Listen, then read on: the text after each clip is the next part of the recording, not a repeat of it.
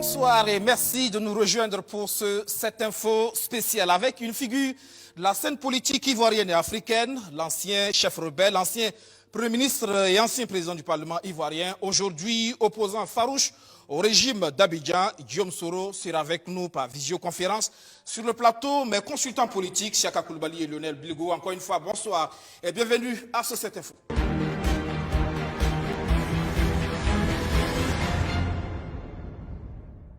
Nous avons donc depuis la France, Guillaume Soro. Bonsoir, Monsieur Soro. Bonsoir, Monsieur Debré. Merci de répondre favorablement à notre invitation. Première question, avez-vous le moral haut aujourd'hui avec tout ce qui se passe autour de vous? J'ai un moral de combattant. Un moral de combattant. Ok, d'accord. Alors, surtout avec la nouvelle libération de 4 détenus, on l'a appris rien qu'hier, proche de vous?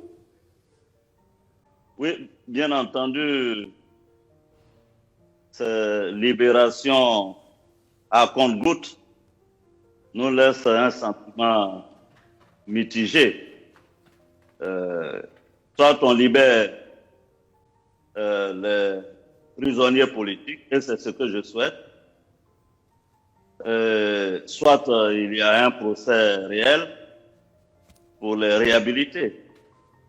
Mais tel que c'est fait, on a le sentiment que ce sont des otages qui sont libérés. Avez-vous des nouvelles des autres toujours en prison, le Bognon, Soultoussou, de vos frères? Je précise que il y a encore en prison un député, un président de parti. Le député, c'est Alain Lobon. Le président de parti, c'est Sékou. Vous avez aussi un qui est mon directeur Paul, Suleiman Kone, et vous avez 2 jeunes frères de lait qui sont encore en prison. Et ça, ce sont les prisonniers du 23 décembre 2019. Mais vous savez que la répression a continué.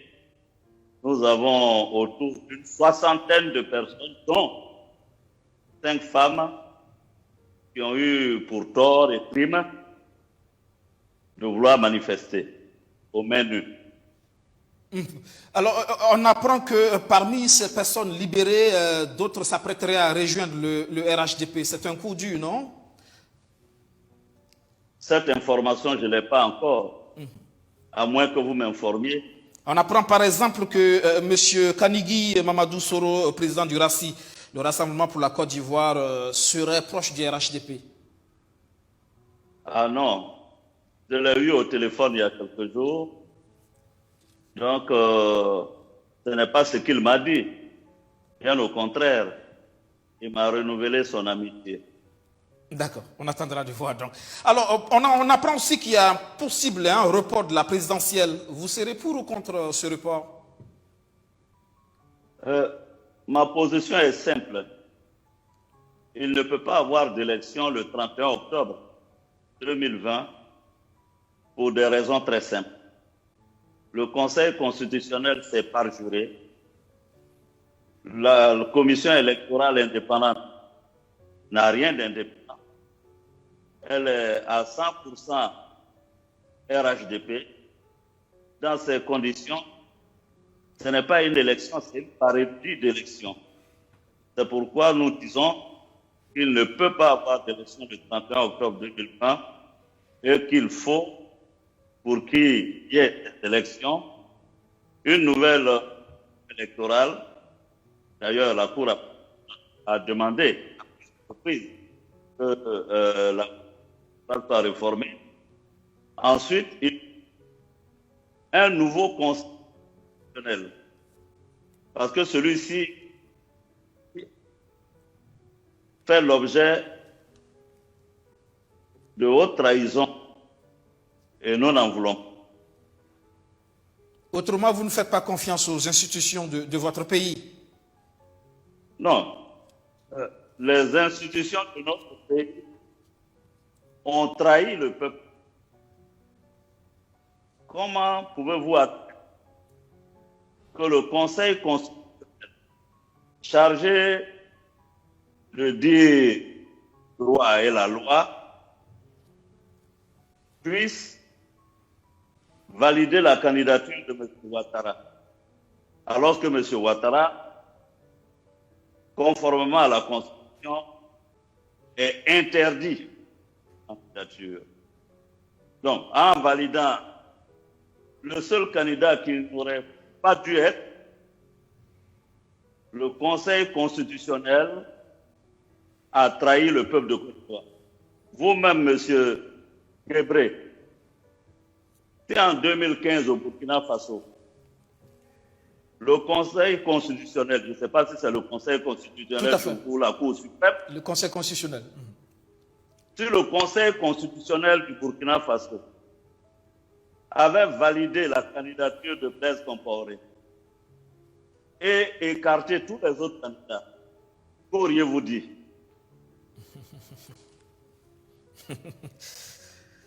Le cas est similaire, à votre avis?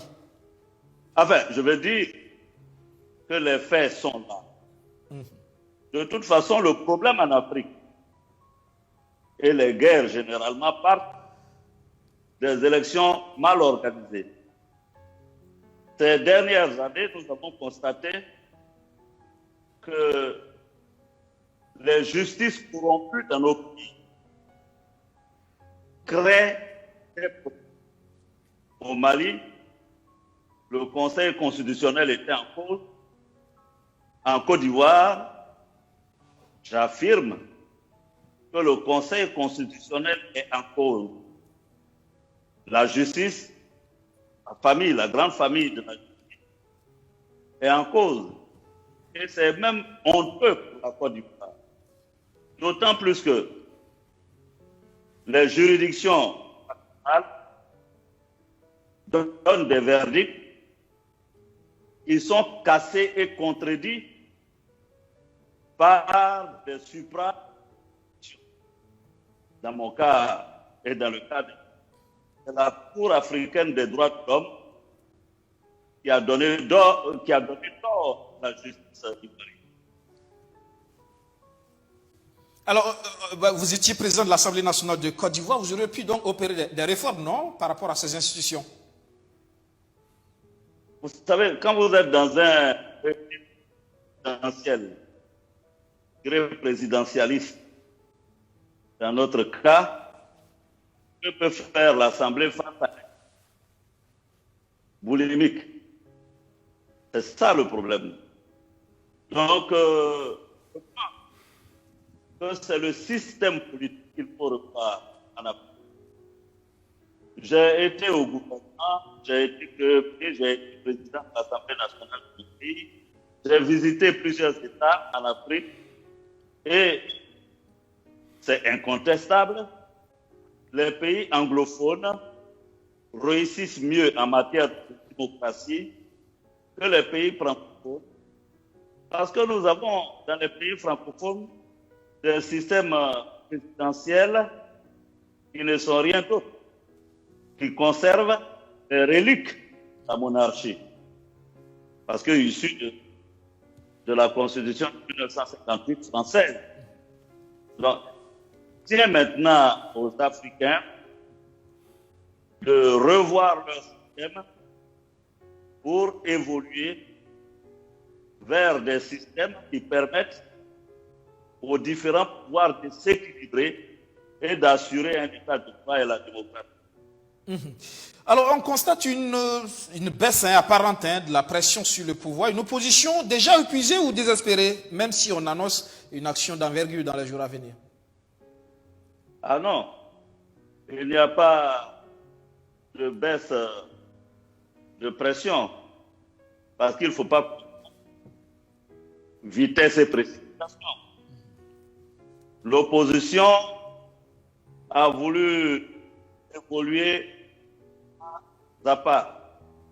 D'abord, il fallait nous unir. Cette union est sacrée de Bédier à M. Mamadou Koulibaly, en passant par Mme Simone Gbagbo. Nous sommes tous unanimes pour dire qu'il faut unité d'action. Et c'est cette unité d'action que nous sommes en train de préparer. Cette unité d'action requiert qu'il y ait un comité de pilotage de la désobéissance civile, mot d'ordre, lancé par le président Henri Konan Bédié. Vous verrez que de façon méthodique et efficace, l'opposition agira. Parce qu'on se demande justement que vaut véritablement cette opposition ivoirienne face au pouvoir RHDP. Ben, écoutez, un peuple déterminé trace l'histoire de son pays. Et vous voyez, les Ivoiriens sont unanimes pour dire que M. Ouattara ne peut pas faire un troisième mandat en Côte d'Ivoire. Les Ivoiriens sont contre les présidences. D'ailleurs, le Burkina nous donne un exemple. C'est pourquoi je n'ai aucun... Le peuple burkinabé a action concertée de l'opposition pour stopper M. Ouattara. À l'époque, pour le cas du Burkina, vous n'étiez pas opposé. Opposé au Burkinabé à la présidence de Blaise Compaoré à l'époque. Non, à l'époque, vous le savez, mais dans Blaise Compaoré, ce ne nie pas. Mais ma posture était de dire que c'était au seul terrain burkinabé de décider. Maintenant, vous ne pouviez pas de ne pas être président Blaise Compaoré. C'est de la même aujourd'hui que le peuple doit décider. Et pour nous, c'est clair, Ouattara ne peut pas faire un mandat parce que la Constitution est claire. Il ne pouvait faire deux mandats. Et ces deux mandats partir. On regarde l'opposition ivoirienne de façon panoramique. Est-ce qu'on se demande, est-ce qu'elle sera véritablement capable de s'unir pour mener une lutte dans la durée? Parce que là, on a l'impression qu'elle est un peu quand même pas homogène, que c'est une mayonnaise, une greffe qui ne prend pas forcément en termes d'union. On a vu par moments aussi certains contester votre participation à cette union. Je suis surpris. Parce que, contrairement, c'est mon appel d'action qui a été suivi. Mieux, c'est de Paris que j'ai lancé cet appel à l'union de l'opposition. Aussitôt, le président Bédié a marqué son accord, le parti de M. Laurent Gbagbo a marqué son accord, le parti de M. Mabry a marqué son accord, mais fait important, notable, significatif pour être relevé ici, c'est que M. Afin Guessan, dont la candidature avait été validée par le Conseil constitutionnel, a tout de même accepté de nous rejoindre dans la contestation pour ne pas cautionner la future de M. Ouattara. Donc, je peux vous assurer que l'opposition est unie, travaille de concert, et vous verrez les effets dans les jours à venir. D'accord. Afin Guessan a rejoint, mais pas Kakabe quand même. Hein, que dit de son attitude face à cette lutte de l'opposition? Vous savez, il y a des moments dans la vie où il faut décider. Je ne peux pas dire à M.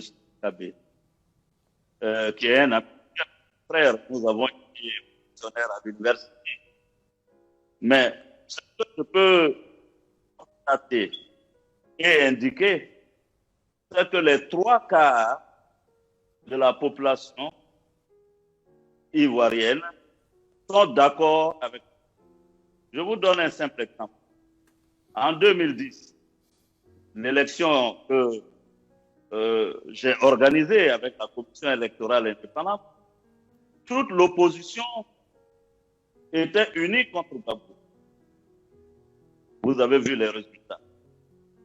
Cela ne peut pas être autrement. 1 plus 1 égale toujours à 2. À moins que vous me disiez. Donc, en 2020, toute l'opposition est unie contre M. Ouattara. Comment ferait-il qu'il puisse battre cette opposition? C'est impossible. Impossible à votre avis. Vous dites qu'il n'y aura pas d'élection en Côte d'Ivoire sans vous. Mais vous semblez sûr de vous finalement? Non, ce n'est pas exactement ce que j'ai dit. J'ai dit qu'il n'y aura pas d'élection le 31 octobre 2020 tant que les conditions préalables préjudicielles ne sont pas réunies. Et ces conditions, je les ai évoquées tout à l'heure. Nous voulons la dissolution du Conseil constitutionnel par jour, la dissolution de la Commission électorale indépendante. Donc, en somme, un nouveau processus électoral transparent, inclusif. D'ailleurs, je ne suis pas le seul à dire qu'il n'y aura pas d'élection le 31 octobre 2020. Vous avez suivi l'interview de Mme Simone Babo, vous avez suivi l'interview de M. Afin Guessin et Didier. Nous sommes tous unanimes. Il ne peut pas avoir d'élection. Ça ressemble plus à de la communication politique, non? Quel moyen de pression contre Abidjan? La rue, la rébellion, le putsch? Disons que c'est un peu trop fort. C'est ce que je veux dire. J'insiste là-dessus. Un peuple déterminé ne peut que faire reculer M. Ouattara. Est-ce qu'au Burkina, vous avez eu besoin d'un putsch ou d'un coup d'État ou d'une rébellion pour faire reculer ce Blaise Compaoré? Vous êtes journaliste burkinabé, vous connaissez bien la situation au Burkina en Côte d'Ivoire. Donc, les Ivoiriens prendront les rues et M. Ouattara n'aura pas d'autre pas que de reculer. Apparemment aussi, le RHDP mobilise aussi une grande partie des Ivoiriens. Monsieur Gebré, jusqu'au dernier jour de Hitler, il mobilisait des foules en Allemagne. Voilà, c'est ça le problème. Tout dictateur a ses partisans. Ce n'est pas ce que je conteste. Monsieur Ouattara était en 2010 à l'apogée de sa gloire. Mais il ne pesait que 32% en Côte d'Ivoire. 10 ans après, avec l'usure du temps et les mécontentements que sécrète l'exercice du pouvoir, indéniablement, M. Ouattara a régressé dans l'opinion. Aujourd'hui, en décidant de faire un troisième mandat, sa situation est tout. Ce n'est pas seulement contesté, mais dans toute la société ouest-africaine. Sa population qui l'a renversé, on connaît le contexte de la lutte, c'est assez différent, non, par rapport à la Côte d'Ivoire? Vous dites? Hitler, ce n'est pas sa population qui l'a renversé, c'est un contexte assez différent, non? Vous citez le cas d'Hitler. Certainement. Mais ce que je dis, c'est que tout a ses partisans. D'accord. Jusqu'au dernier jour, Ibeka avait des partisans au Mali. Donc, ce que je suis en train de vous dire, c'est que l'opposition politique, les Ivoiriens sont contre le troisième mandat et la présidence. Je vais vous prendre un exemple. Le président Félix Houphouët-Boigny était quasiment invisible en Côte d'Ivoire. Cela n'a pas empêché les Ivoiriens dans les rues en 1980. En 2000, il y avait un général, le général Key. Les Ivoiriens sont déçus. Je vous dis, j'insiste, en 2020, les Ivoiriens qui sont dans la rue ont reculé, monsieur. Vous comptez donc sur les Ivoiriens, mais aussi sur l'armée? Vous comptez aussi sur l'armée? Non, pas du tout. L'armée n'a pas sa partie. Nous sommes dans l'arène politique. D'ailleurs, les Ivoiriens ont eu une mauvaise expérience avec l'armée. Nous avons eu un général Guy Robert, qui était venu balayer la piste. Et il a trouvé ce qui est intéressant qu'il a voulu rester. Il a fallu encore l'attention des Ivoiriens qui le reculent. Aujourd'hui, nous sommes dans l'arène. Il ne tient qu'au seul souverain de Côte d'Ivoire de faire reculer. Monsieur Ouattara, vous me donnez l'occasion de lancer un appel aux populations de la sous-région ouest, de Bamako à Dakar, de Ouaga, que je connais bien, à Conakry. Il faut que, unanimement, nous puissions dire non dans sa vie et que nous puissions battre les nouveaux candidats. Parce que faire changer la constitution pour faire un troisième mandat, tripatouiller les constitutions pour demeurer au pouvoir sont des coups d'État civils. Et nous n'en voulons pas. Vous n'en voulez pas. Avez-vous encore des soutiens dans l'armée ivoirienne? Je vous ai dit que depuis 2011, je suis dans l'arène politique. Je ne suis ni président de la République pour être chef suprême des armées. Je ne suis plus ministre de la Défense. Maintenant, je suis dans l'arène politique. Je n'ai pas de raison d'avoir des contacts avec l'armée.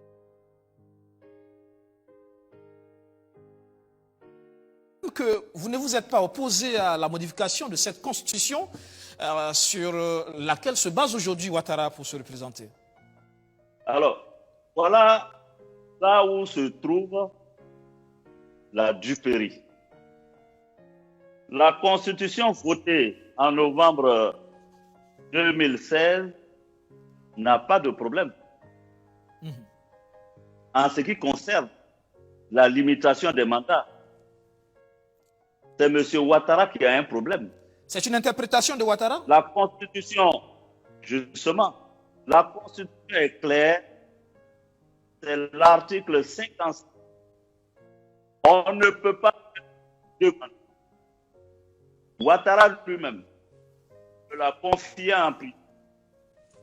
Mieux, Ouattara, la monde entier, la Constitution pas faire un les vidéos sur.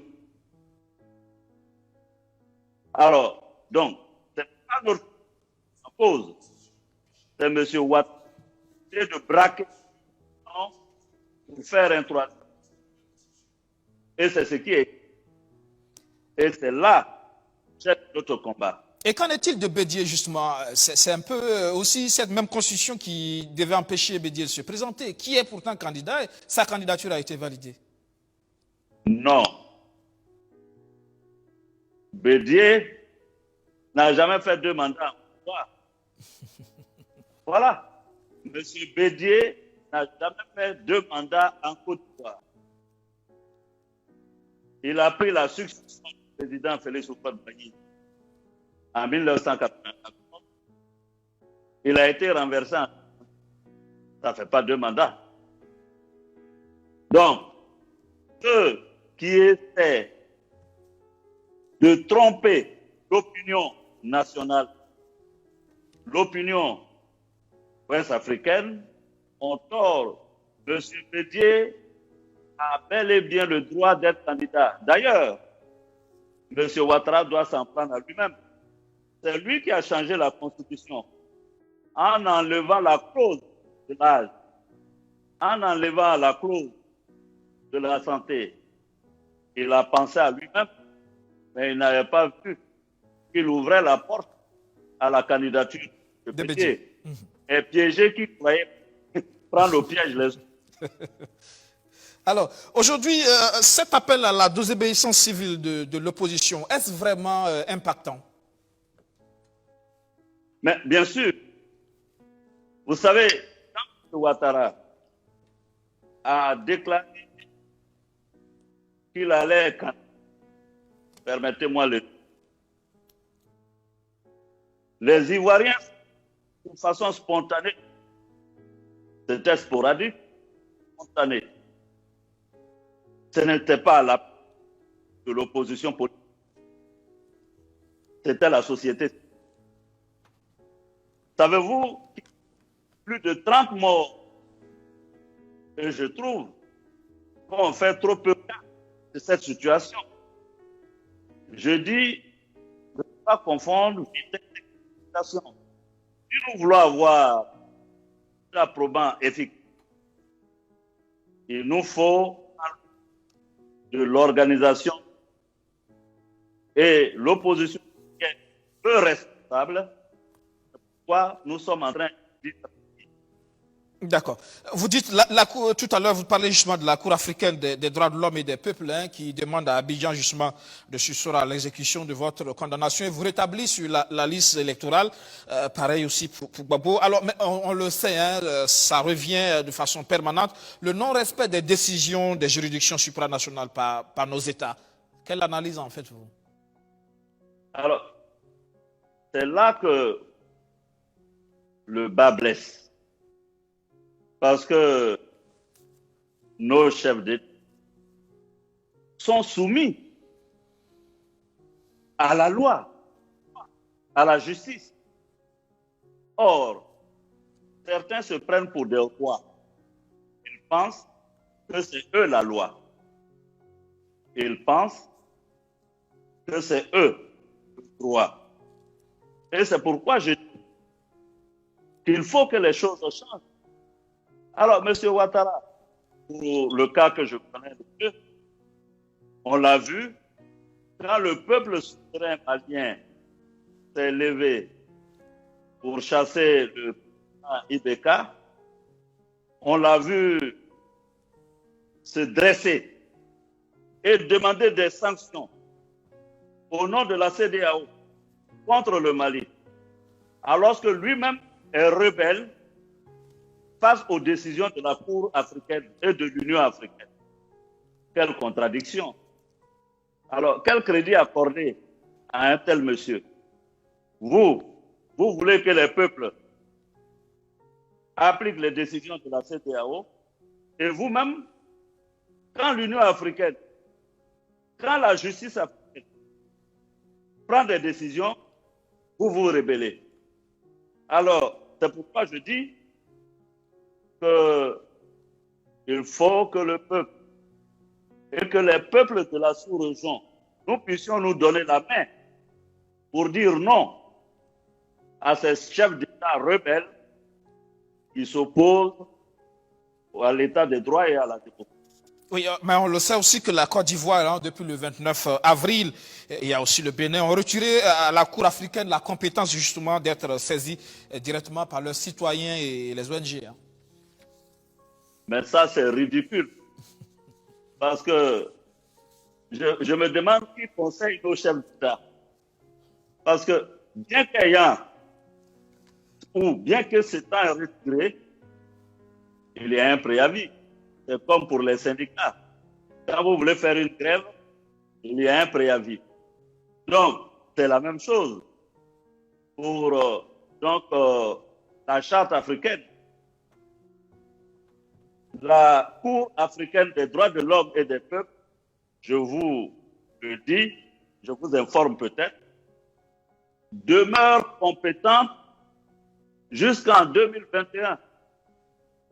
Et deuxièmement, elle demeure compétente devant tous les dossiers pendant devant elle. Donc, M. Ouattara, qu'il le veuille ou non, est obligé d'appliquer les décisions de la Cour africaine des droits de l'homme. Peut-être aussi qu'il faudra une réforme de ces institutions judiciaires supranationales pour que Je suis totalement d'accord. La CEDEAO doit être réformée en profondeur. D'ailleurs, si je suis élu président de la République, je demanderai une réforme. Nous voulons maintenant une CEDEAO des peuples et non un club fermé de chefs d'État qui se soutiennent dans les forfaitures et dans les brimades. Nous voulons que la CEDEAO se démocratise. Et cela n'est possible que si dans chaque État, nous harmonisons sur les questions de l'état de droit et de la démocratie. Les chefs d'État sont élus par les peuples. Hein. Bien sûr, ce n'est pas ce que je conteste. Ce que je conteste, c'est que les mauvaises élections donnent de mauvais présidents. Voilà, donc vous pouvez avoir à la CEDEAO des chefs d'État mal élus. Et c'est M. Ouattara, le 31 octobre 2020, peut aller tout seul à une élection. Quel crédit accorder à une telle élection? Quelle légitimité pourra... Assurément, le peuple ne pourra pas donner de mandat. Et pourtant, il pourra se revendiquer, targuer, alléguer qu'il est président de la Côte d'Ivoire au sein de la CEDEAO. Heureusement que le peuple ivoirien, que je connais, pour l'avoir étudié depuis 1990, stoppera M. Ouattara. L'attitude justement de la CEDEAO, très active hein, pour le cas malien et pour la Côte d'Ivoire justement, que peut-elle faire vraiment? Voilà, justement, je vous disais, le copinage au sein de la CEDEAO entre chefs d'État qui se soutiennent dans la forfaiture, quelquefois, malheureusement, fait que la CEDEAO est plombée. M. Ouattara nargue les Ivoiriens en affirmant qu'il est l'ami au chef d'État de la CEDEAO et que personne n'oserait venir l'interpeller. Et c'est ça qui est le problème. Mais je suis optimiste parce que le président Buhari du Nigeria l'a clairement dit. Il est contre les troisième mandats. Et il a même dit que tripatouiller les constitutions pour se maintenir au pouvoir, pour prolonger, allonger les mandats, sont source de problèmes et de conflits. Donc, on sait que M. Buhari est contre le troisième mandat. On sait que le nouveau président de Bissau est contre le troisième mandat. Nous sommes fiers de voir que Youssoufou du Niger donc, est contre le troisième mandat. Bon, le président Roch Kaboré, je n'ai pas encore son point de vue sur le troisième mandat, mais je ne peux qu'imaginer qu'il soit contre le troisième mandat et qu'il soit contre ce que Ouattara fait en Côte d'Ivoire. Son ministre du Commerce était à l'investiture de Ouattara, le président Kaboré. Ah bon? Je ne suis pas informé, mais je trouverais ça fort dommage. Parce que M. Kaboré, c'est quelqu'un que nous respectons, qui a plusieurs fois et à maintes reprises son attachement à la démocratie. Et bon, maintenant que son parti, qui envoie un émissaire, cela ne relève pas du président de la République. Donc je continue à penser... C'est un ministre qui n'est pas du parti, en tout cas, mais qui était là-bas. On ne sait pas s'il était en son nom propre ou envoyé. Voilà. Je persiste à dire que le président du Faso que je connais, nous avons été ensemble présidents de l'Assemblée nationale. Nous avons été ensemble à l'Assemblée parlementaire de la francophonie. Ce monsieur que je connais ne peut pas accepter de troisième mandat en Côte d'Ivoire. Et je sais qu'il est contre Ouattara pour son troisième mandat. Alors, pourquoi tenez-vous tant à gouverner la Côte d'Ivoire? Que reprochez-vous à la gouvernance Ouattara? D'abord, il faut dire que Ouattara ne peut pas être candidat puisque la Constitution l'interdit. Le fait de vouloir, malgré l'interdiction, se présenter est une insulte à l'intelligence des membres de ce parti et des Ivoiriens. Il n'y a pas d'homme providentiel. Il ne peut pas dire que sans moi, la Côte d'Ivoire va être carte de la Côte d'Ivoire. Il n'était pas, quand il était président de la République, qu'est-ce que nous reprochons à la gouvernance? M. Ouattara, sur le projet de réconciliation, la preuve, de nombreux Ivoiriens sont forts. Moi-même, je suis en Égypte. De nombreux Ivoiriens sont. Les Ivoiriens sont déchirés. OK? Donc, nous lui reprochons ça. Nous lui reprochons sa politique économique ultra-capitaliste qui a creusé un écart abyssal entre les classes, entre ceux qui sont de plus en plus riches et ceux qui sont de plus en plus pauvres. Quand vous ajoutez la corruption, vous comprendrez que nous ne sommes pas très heureux avec cette politique. Mais là où M. Ouattara a le plus échoué, c'est sa politique sociale.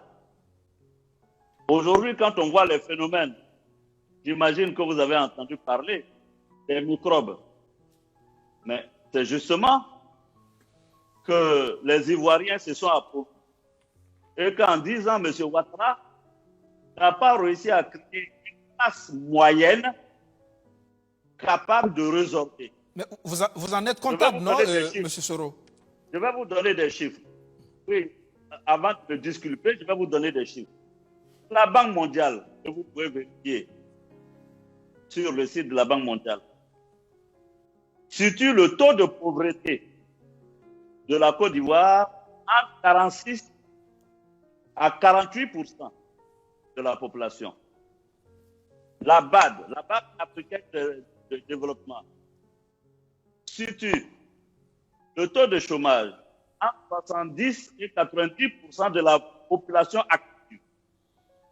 L'OMS déclare la Côte d'Ivoire comme le premier pays où les populations se suicident. La Côte d'Ivoire est le troisième pays où la jeunesse est candidate. Oui, mais en même temps, vous ne parlez pas de ces données révisées de la Banque mondiale qui dit que la Côte d'Ivoire est aujourd'hui le pays africain de l'Ouest le plus riche. Ceci n'est pas exact. Je pense que c'est de la propagande. Ah bon? Vous pensez vraiment que la Côte d'Ivoire est plus riche? Le Nigeria est quasiment la première puissance économique de l'Afrique. Elle lutte la première place avec l'Afrique du Sud. Non, ne vous fiez pas aux propagandes. C'est nous qui vivons en Côte d'Ivoire. Laissez-nous vous dire ce qu'on vit. Moi, je suis allé dans le nord de la Côte d'Ivoire. Il n'y a pas d'école. L'anacarde est à 50 francs. Mais aujourd'hui, par exemple, le prix du cacao est applaudi. Oui, le président à quelques semaines de l'élection présidentielle, a fixé le prix du kilogramme à 1000 francs. Et quand il n'y a pas d'élection, le kilogramme à 500 francs. Donc, alors, Nous n'allons pas nous laisser distraire par cette opération de charme. La réalité est que la situation est difficile en Côte d'Ivoire. D'ailleurs, il y a une grande diaspora burkinabé en Côte d'Ivoire. Vous pouvez les interroger. Est-ce que vous voulez sortir donc de la comptabilité de cette gouvernance? Et pourtant, il n'y a pas très longtemps que vous êtes parti. Moi, je vais vous dire, j'ai été Premier ministre avec M. Ouattara autour de 10 mois. C'est tout. Donc, pas forcément donc, me rendre comptable, c'est un peu facile. J'ai été Premier ministre de Ouattara pour 10 mois. En 6 mois, j'ai essayé, en ma qualité de Premier ministre, de faire ce que je pouvais. Après, je suis allé à la présidence de l'Assemblée nationale. D'ailleurs, les partisans de M. Ouattara disaient que c'était un poste garage. Donc, je suis allé dans mon poste garage. J'ai essayé de faire ce que je pouvais. Mais comme je vous l'ai dit tout à l'heure, nos assemblées nationales, dans les régimes présidentiels, ne sont que des boîtes aux lettres. D'autant plus que l'Assemblée nationale n'a pas le pouvoir vis-à-vis du gouvernement. Quand j'étais président de la certains ministres que nous confions à l'époque présenter le programme refusé. L'Assemblée n'avait. Et pourtant, vous avez le pouvoir, non? Le pouvoir législatif, c'est un pouvoir important. Oui, vous savez bien qu'on peut contourner ce en gouvernant par. Et c'est en législation. Et c'est ce que M. a fait. Donc, je parle de la situation économique. Je ne veux pas Ouattara, parce que la situation, la conjoncture, donc je ne veux pas la. Mais je veux des chiffres. Alors, au niveau de l'investissement humain, la Côte d'Ivoire est 160 pays au plan mondial. Et 32, vous voyez que la Côte d'Ivoire est parmi les 10 premiers. Il n'y a pas de raison de festoyer pour cela. Alors, bien sûr que M. Ouattara la Côte d'Ivoire a un taux de croissance de 9%. Mais de plus en plus, tous les économies sont quasiment équipés que le PIB n'est pas un critère fiable d'appréciation de la condition et du quotidien des citoyens. Alors, ils préfèrent qu'on parle du RNB, le revenu national brut. Et ce que Ouattara ne nous donne pas. Voilà. Mais, deux choses. D'abord, à l'époque, vous ne critiquez pas tout ce que vous dénoncez aujourd'hui. Il a fallu que vous partiez. Deuxièmement, vous contestez les chiffres de la Banque mondiale quand elle dit que la Côte d'Ivoire est le pays le plus riche d'Afrique de l'Ouest. Mais en même temps, vous utilisez d'autres chiffres de ces mêmes institutions aujourd'hui pour dénoncer la situation de la Côte d'Ivoire. Alors, en ce qui concerne la première question, selon laquelle je ne critiquais pas. Je critiquais. Peut-être que j'étais peu audible. Parce que, bien que Premier ministre de M. Ouattara, bien que président de l'Assemblée nationale, il m'est arrivé de prendre la parole et de dire clairement mes points de vue. Vous savez très bien que je n'ai pas la langue de bois. J'étais encore président de l'Assemblée nationale quand je disais au président Ouattara qu'il avait échoué à faire la réconciliation, quand je disais au président Ouattara, publiquement, mes discours sont là, quand je disais au président Ouattara qu'il fallait libérer tous les prisonniers politiques, à l'époque, aucun de mes collaborateurs n'était en prison. Et me disant, je pensais prisonnier politique pro-Gbagbo, de M. Laurent Gbagbo. Non, j'ai toujours essayé.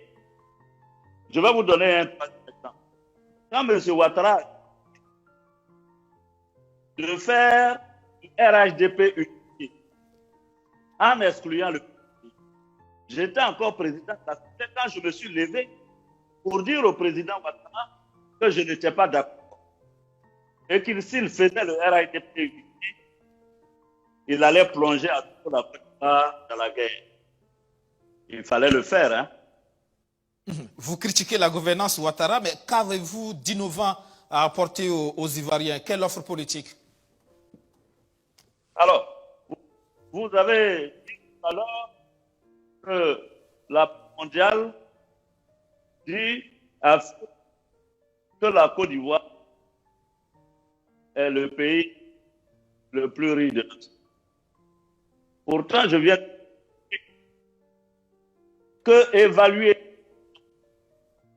d'un pays, des citoyens, sur la base n'est pas concluant. Je répète, pour me faire bien comprendre. Baser la richesse, de la richesse des citoyens d'un pays sur le pays n'est pas viable. D'ailleurs, l'Irlande,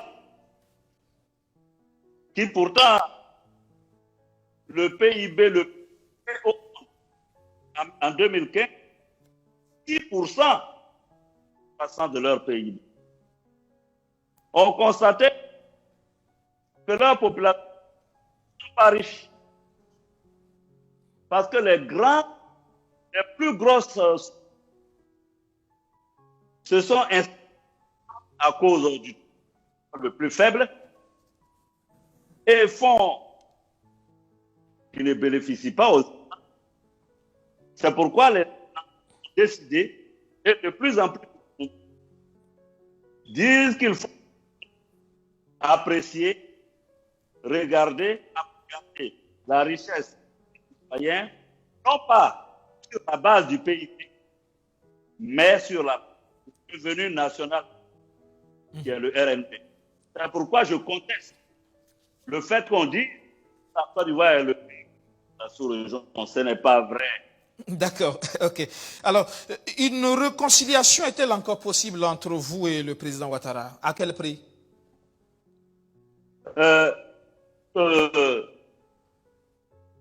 Je suis pour le dialogue et la réconciliation. D'ailleurs, dans mon programme, dans mon projet de société intitulé La Côte d'Ivoire réunie, la réconciliation est un axe essentiel de mon programme. Parce que tant que nous ne réussirons pas à faire la réconciliation en Côte d'Ivoire par le pardon, tant que nous ne réussirons pas à mettre les filles et les fils de la Côte d'Ivoire ensemble et à leur apporter la tranquillité, nous ne pourrons pas œuvrer au développement de notre pays. Donc la réconciliation est un axe important de mon projet de société et je n'ai pas de problème avec M. Ouattara en tant que personne. J'ai un problème avec le président sortant de la Côte d'Ivoire qui veut faire un coup d'État. Oui, mais monsieur... Il peut tripatouiller la Constitution. D'accord, monsieur Guillaume Soro, vous parlez tout à l'heure des peuples. Est-ce que vous êtes conscient que le peuple burkinabé Vous en veux encore pour cette implication présumée dans le push manqué de 2015? Je suis désolé que le Burkina, pays que j'aime énormément, c'est un pays avec lequel j'attache. C'est un pays où j'ai été en exil. Évidemment, il y a eu des malentendus. Je pense que certains m'en veuillent. Mais je pense qu'ils doivent aussi comprendre que monsieur, peut-être qu'ils critiquent. Dans les années 2000,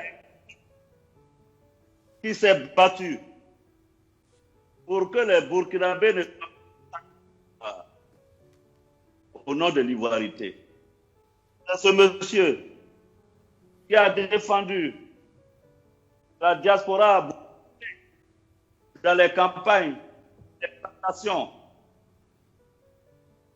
Maintenant, je dis que c'est une implication dans le putsch du général Djendjere. Vous savez, à l'époque, je n'ai pas voulu faire de déclaration au nom du secret d'État. Mais M. Djendjere fait beaucoup du procès. Il a cité des noms qui n'étaient pas les miens. Il a dit, dans un état Il y a eu les audios quand même. Des munitions, de l'argent, etc. au Burkina pour faire Et je peux vous dire, c'est important que les Burkinabés, que je m'explique avec les Burkinabés. Vous savez, si on veut ouvrir le chapitre de qui a fait quoi en Côte d'Ivoire et qui d'autre a fait quoi au Burkina, ce ne sera pas facile. Parce que les Ivoiriens considèrent que certains sont mixés dans leur... ont fait la rébellion. Donc, moi je pense, vu l'entité, la proximité, la géographie et les liens historiques que nous avons, il faut que ces deux frères dépassent les contingences conjoncturelles pour avancer. D'autant plus que moi, je suis prince de Yatenga. Je ne sais pas si vous êtes de Wayouya, mais moi je suis prince de Yatenga. Donc, je pense qu'il faut qu'on aille à l'apaisement, à la réconciliation entre les deux peuples. D'accord. Oui. Monsieur Guillaume Soro, au stade où se trouve aujourd'hui le processus politique et électoral en Côte d'Ivoire, seriez-vous favorable à un accord politique qui permettrait à vous et à monsieur Laurent Gbagbo d'aller aux élections? Merci, ça c'est une très bonne question. Je voudrais, je ne sais pas, monsieur. Siaka Koulibaly. Ah, non. Les Siaka Koulibaly, il y en a beaucoup en Côte d'Ivoire. Hein? Je ne sais pas si vous n'êtes pas ivoirien quelque part. Alors, vous ouvrez, vous enfoncez une porte ouverte. Parce que la justice africaine, la Cour africaine des droits de l'homme et des peuples a déjà décidé cela. Il y a une décision de justice qui ordonne à Côte d'Ivoire d'inscrire M. Laurent et Guillaume Soro sur une liste électorale.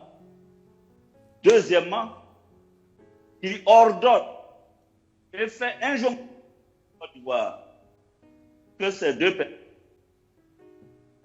soient datés.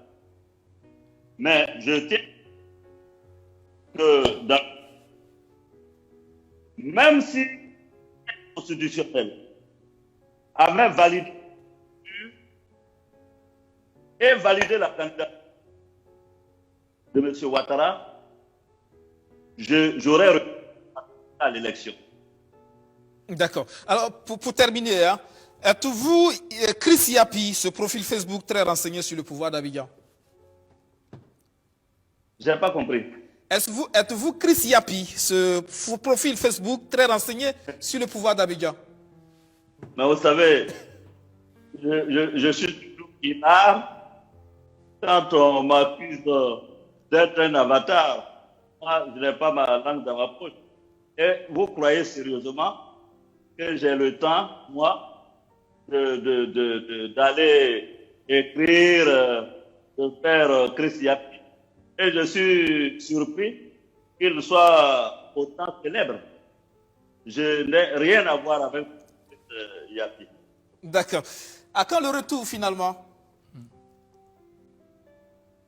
Je rentrerai dans mon exil n'est que momentané. Et j'attends la meilleure opportunité pour être avec tous les acteurs pour que nous puissions relancer un processus et participer à des élections démocratiques, transparentes et inclusives. Merci, Guillaume Soro. Merci pour ce temps d'antenne.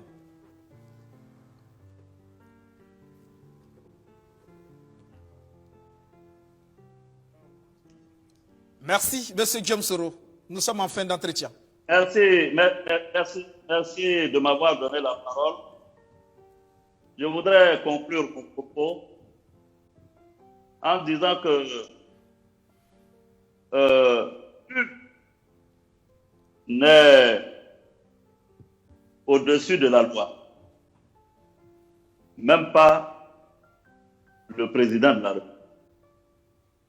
C'est pourquoi je voudrais profiter de l'occasion pour dire au président Ouattara, qui lui a tant souffert dans le pays. D'ailleurs, on disait qu'il n'est pas rien. Il a été écarté de l'élection aux nationalités douteuses, moralité douteuse. Et vous savez très bien que l'homme de gauche que je suis n'a jamais accepté cette discrimination. Je me suis battu et j'y ai consacré les précieuses années de ma jeunesse pour me battre pour que Alassane soit réintégré dans le jeu. C'est pourquoi aujourd'hui je suis triste de constater que celui qui a été exclu, pour lequel nous avons donné notre vie, c'est lui aujourd'hui qui soit en plus des Ivoiriens de l'élection, moi-même. Ceci dit, en ce qui me concerne, je pense, je souhaite que M. Ouattara, qui a quand même eu 10 ans de président, se retire pour permettre à la Côte d'Ivoire et au peuple seul souverain de Côte d'Ivoire de se choisir des nouveaux dirigeants. En ce qui me concerne, si je suis élu président de la République, et je sais que je serai élu président de la République grâce au peuple de Côte d'Ivoire et à Dieu, je me propose de lancer par la diplomatie des relations modernes, des relations apprises, des relations constructives avec le Burkina Faso particulièrement et avec les États de la sous-région ouest africaine. Je vous remercie. Merci encore, Guillaume Soro. Merci. Alors, on vient de le suivre, hein, le président de Génération et Peuple Solidaire, Lionel Bilgo. Comment vous l'avez trouvé, Guillaume Soro? Serein ou quand même préoccupé par son sort? Non, c'est un monsieur qui a eu une sérénité déconcertante. Depuis le début, il appuie sur ses mots, il a une confiance en lui. Et d'ailleurs, on se pose la question sur quoi ça se base. Guillaume Soro, c'est tout le secret et le mystère de Guillaume Soro, qui assène des injonctions depuis Paris et qui influe sur le cours de l'histoire politique de la Côte d'Ivoire depuis son exil. C'est une force incomparable par rapport aux forces existantes sur le territoire ivoirien. On sent qu'il mène la danse, qu'il bat la mesure et qu'il a une espèce de, j'allais dire, de certitude sur ses propos et surtout une espèce de divination sur ce qui va se passer et arriver. Quand il dit par exemple qu'il n'y aura pas d'élection en Côte d'Ivoire, il l'avait dit lors d'une sortie, une conférence de presse, effectivement, on sent le doute planer en Côte d'Ivoire sur ces élections-là et on sent le réveil justement de certains pays frères de la Côte d'Ivoire qui commencent à mettre une pression sérieuse sur le pouvoir ivoirien. Des opposants ivoiriens, il semble finalement être celui-là qui a un réseau assez important et influent quand même et qui le met au service de l'opposition ivoirienne aujourd'hui. Oui, ce réseau, il l'a construit du fait de l'homme d'État qu'il a été. Il ne faut pas oublier aussi les postes qu'il a pu occuper et surtout passer de la rébellion en homme d'État. Ça vous offre un réseau incommensurable. Quand on sait que cette rébellion ivoirienne a eu des soutiens extérieurs et pas des moindres, donc le carnet d'adresses existe toujours. Guillaume Soro fait jouer ses réseaux, il fait jouer ses domaines de pression et il apporte cela sur le compte et le bénéfice de l'opposition ivoirienne en Côte d'Ivoire. Chaka Koulibaly est finalement l'homme qui fait plus peur au pouvoir d'Abidjan que Bédié et Gbagbo.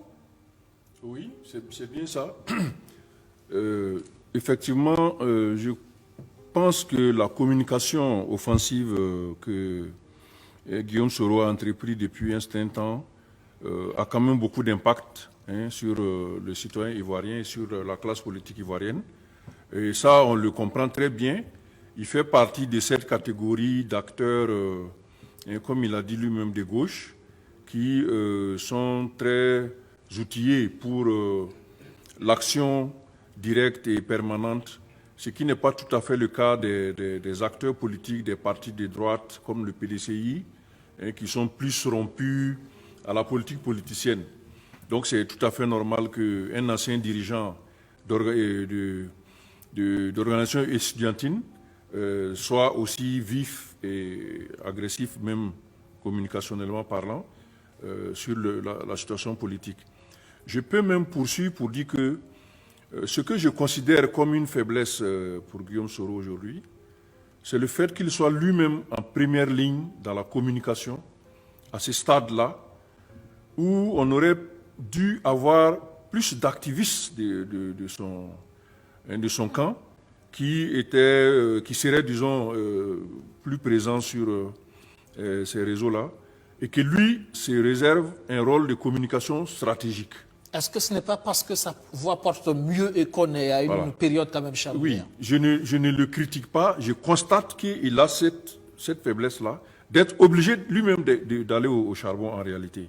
Donc il aurait dû avoir 4-5 personnes qui, sur plusieurs fronts de ce genre-là, seraient là, tandis que lui, vu le rôle qu'il a, le niveau qu'il a déjà atteint en politique, rester dans la posture d'homme d'État, vous pensez qu'à trop communiquer, ça lui enlève quelque chose à ce niveau? En fait, je pense que ça le fait descendre un peu à un niveau d'activisme politique.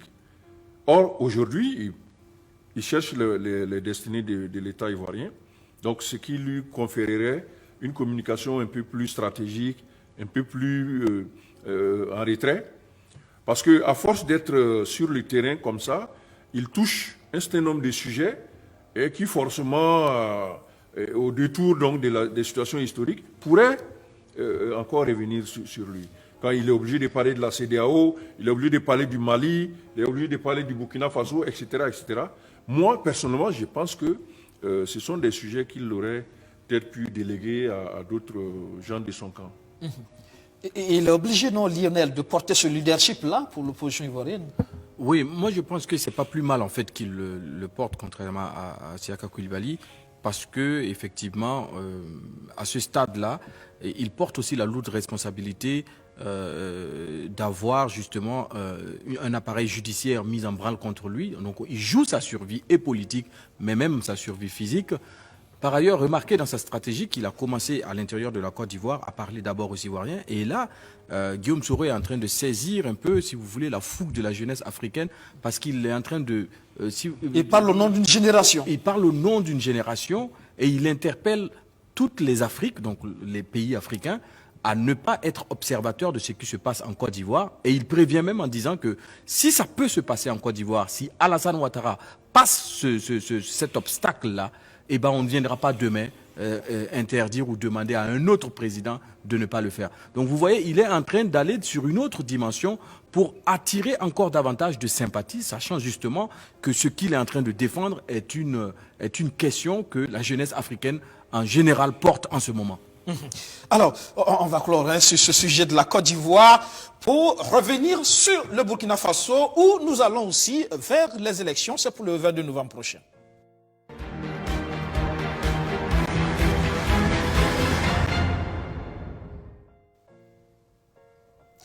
Du spectacle de toutes les couleurs, on l'a vu au niveau donc de la Commission électorale nationale indépendante CENI. Vous êtes là, moto, cavalerie, pour accompagner les candidats justement au dépôt de candidature. C'est ouvert cette semaine et puis effectivement toute cette semaine, les candidatures, donc ceux qui souhaitent participer aux élections à la présidentielle du 22 novembre sont passés tour à tour au niveau de la Commission électorale nationale indépendante pour déposer leur dossier avec des débats que cela suscite. Il y a notamment Lionel Bilgo, on l'a vu cette semaine, le débat, avec notamment le premier jour, ce candidat, Issa Savadogo, qui est venu sans caution ni parrainage, mais qui pense qu'il a le droit de participer à l'élection présidentielle en tant que citoyen, parce que la Constitution lui permet, justement. C'est une belle action qu'il a faite là pour se faire entendre, parce qu'on se rend compte également que cette orchestration du dépôt des candidatures est aussi un moyen de plaider pour certains. Et donc là, on entend une voix à prendre en compte dans cette revendication-là par rapport à cette caution-là. Effectivement, la caution écarte d'office ceux qui ont l'ambition sans avoir les moyens de leur ambition. Et c'est clair que c'est une discrimination. Et on peut dire que pour une présidentielle, c'est peut-être une discrimination choisie, voulue et assumée par la CENI, mais aussi par le code électoral burkinabé qui veut justement que les candidats répondent à un certain nombre de critères. Même dans la vie courante, remarquez, pour un poste, un recrutement à la fonction publique, il y a des critères. On va toujours dire, ayez tel diplôme, c'est toujours sélectif. Et là encore, pour diriger le Burkina, on a besoin, au moins, sur le tamis des candidatures, avoir certaines personnes qui répondent à un certain nombre de critères. Et ces critères-là, on peut les discuter. Et c'est là que c'est intéressant et que je félicite justement ce débat-là qui est ouvert. Est-ce que 25 millions, c'est pas trop? Est-ce que c'est peu, etc. C'est dans les débats, dans la discussion que l'on va arriver à améliorer nos textes. Oui, Siaka Koulibaly, la caution 25 millions qui fait débat, qui est vue comme anticonstitutionnelle. C'est un obstacle qui est fait à des personnes qui souhaiteraient se présenter au suffrage de leurs concitoyens. Personnellement, je suis opposé à toute forme de contrainte que la loi poserait alors que la Constitution donne déjà des droits généraux aux citoyens.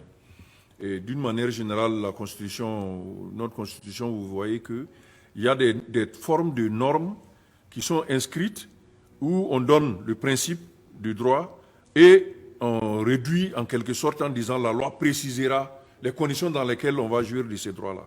Et c'est dans justement cette loi qu'on met des obstacles et qui finissent par restreindre la jouissance du droit qui est octroyé par la Constitution. Donc de toute façon, c'est des positions que j'ai depuis longtemps.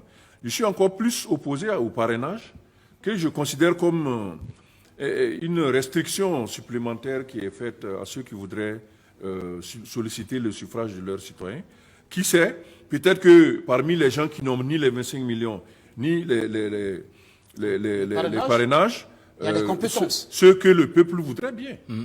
Donc en ce moment, on est en train de fermer la porte et la classe politique se réserve un jeu à elle seule. Or, on voit bien qu'on est en train de tourner en rond depuis un certain temps. Cette classe politique-là au-delà de rechercher le pouvoir toujours, ne fait pas suffisamment pour que le pays sorte de l'ornière où il se trouve à l'heure actuelle. On n'est pas obligé d'avoir la présidence du Faso pour pouvoir faire des propositions qui permettent au peuple de s'en sortir.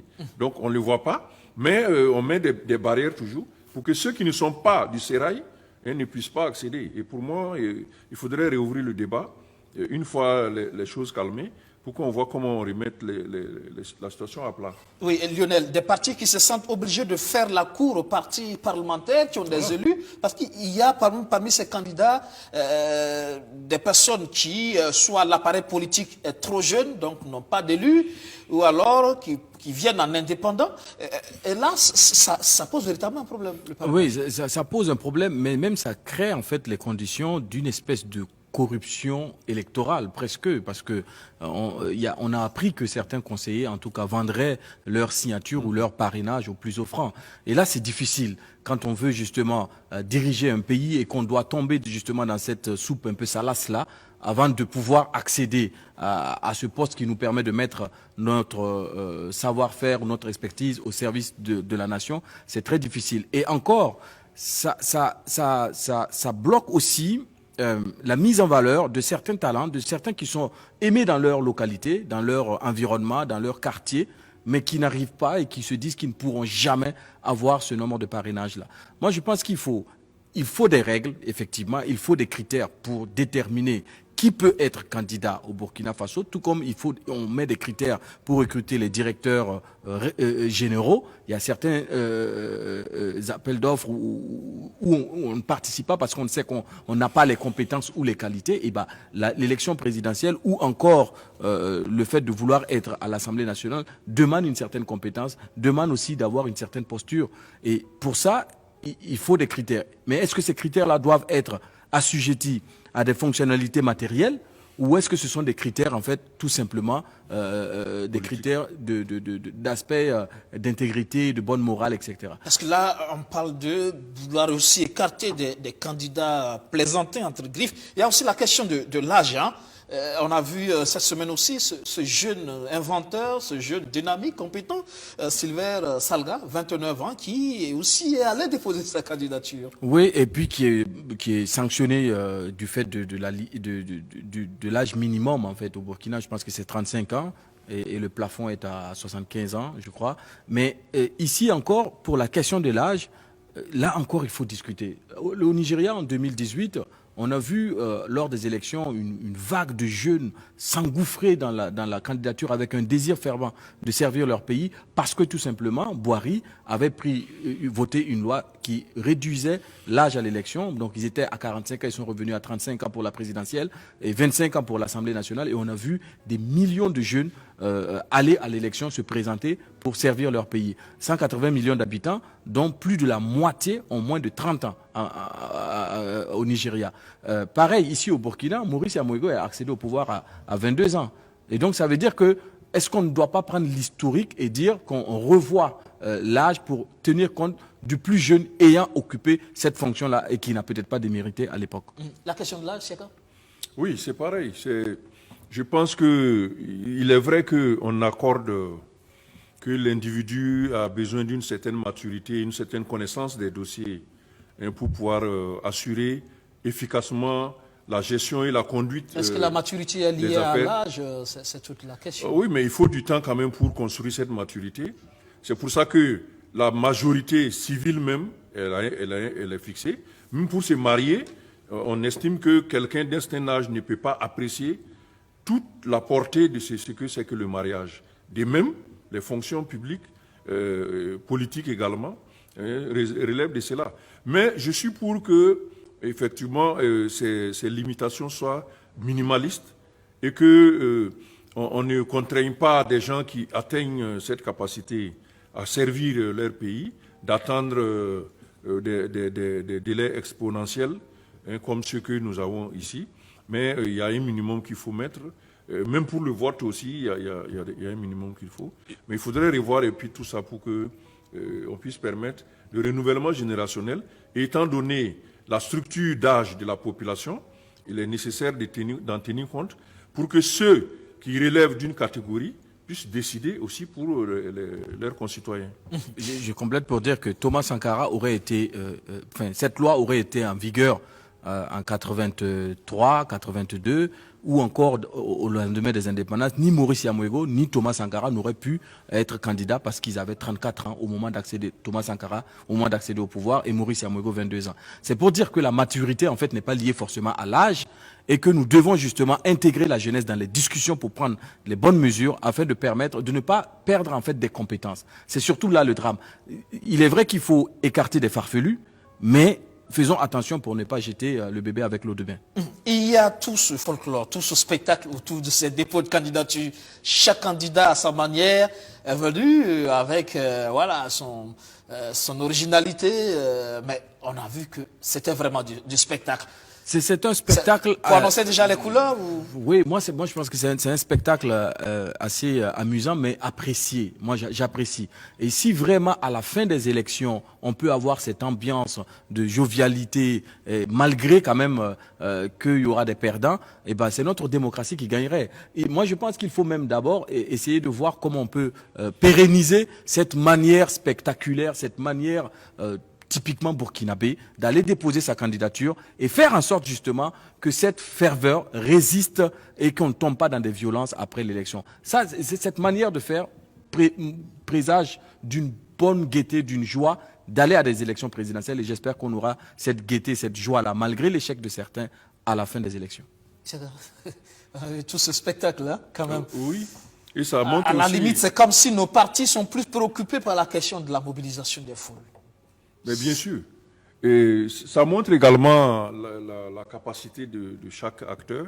Vous avez vu certains venir comme celui dont vous avez parlé, Issa Sawadogo, sur sa motocyclette, déposer son dossier, il est parti de la même manière. Donc il ne s'est pas encombré donc, de tout cela. Mais les partis veulent démontrer qu'ils ont aussi tout cet appareil qui peut déjà... sauf que quand on regarde bien ces actions, relèvent déjà de la campagne.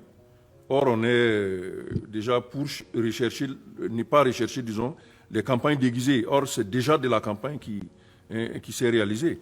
Et ça montre également, quand on fait le point, sur les 23, quels sont ceux qui disposent d'un appareil pour à la fois mobiliser de l'argent et aussi faire de l'animation au moment du dépôt. Oui.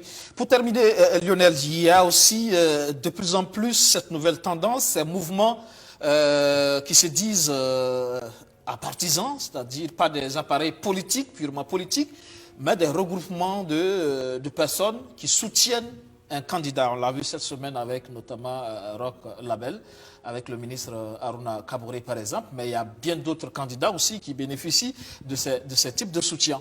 Non, mais moi, c'est une espèce d'hypocrisie. Hein. Suivant votre phrase, vous dites on est apartisan, mais on soutient. Donc, à partir du moment où on est apartisan, c'est qu'on ne soutient personne. Ici, on soutient quelqu'un, c'est qu'on a déjà pris parti. Donc, il faut que ceux qui font ça s'affichent ouvertement et assument leur choix. Par ailleurs, la question du label de mémoire d'homme, hein, je ne suis pas trop âgé, mais du fait que depuis mon exemple, j'ai jamais vu labelliser un être humain. Donc ça c'est une première.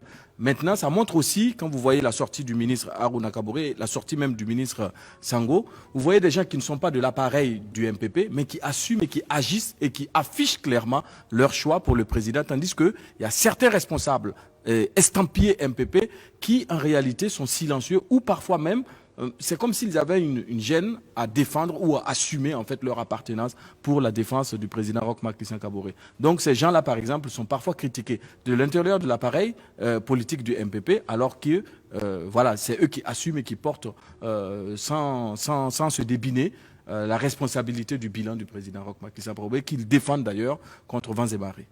Ça pose encore le problème de ces organisations de la société civile qui soutiennent justement des candidats. Oui, ça pose un réel problème, mais plutôt un problème d'éthique, hein, si on veut parler de la société civile, parce qu'elle est supposée jouer un rôle de protection des valeurs, un rôle de protection des droits humains universels, c'est-à-dire que tous ceux qui sont dans une situation doivent recevoir le même traitement, et la société civile est précisément destinée à cela. C'est là où, lorsque on voit certains acteurs de la société civile s'investir dans des actions partisanes ou des soutiens à une action partisane, ça pose le problème après coup de sa crédibilité en tant que participant à une action considérée comme neutre, considérée comme impartiale vis-à-vis de tous les autres. Et ça, ce problème, il est récurrent au Burkina Faso. Avant le 2014, on avait une situation qu'on a recherché à régler en mettant en place la candidature indépendante qui permettait des listes d'acteurs qui ne relèvent pas du parti politique. Et aujourd'hui, la collusion entre les acteurs politiques et certaines OSC a été plus renforcée à partir de 2015, par exemple, et elle n'a pas du tout évolué positivement. Là, ça pose un problème institutionnel parce que, au fond, à un moment où on aura besoin d'acteurs intermédiaires pour assurer certaines fonctions qui le demandent, on prend par exemple le cas du président de la CENI, qui est supposé être neutre entre l'opposition et la majorité et diriger et gérer les élections de façon impartiale. S'il arrivait que toute la société civile se positionne soit pour la majorité, soit pour l'opposition, on arriverait à un moment où on n'aura pas ces acteurs neutres-là pour assumer certaines fonctions. Il y a la CENI, mais il y a d'autres aussi où on aurait besoin de ça. Donc il est important de sauvegarder la mission sociétale de la société civile, celle qui lui permet donc de veiller sur les valeurs, tandis que les autres veillent sur leurs intérêts. D'ailleurs, les hommes politiques sont conscients du danger justement de ce glissement de terrain entre OSC et appareils politiques.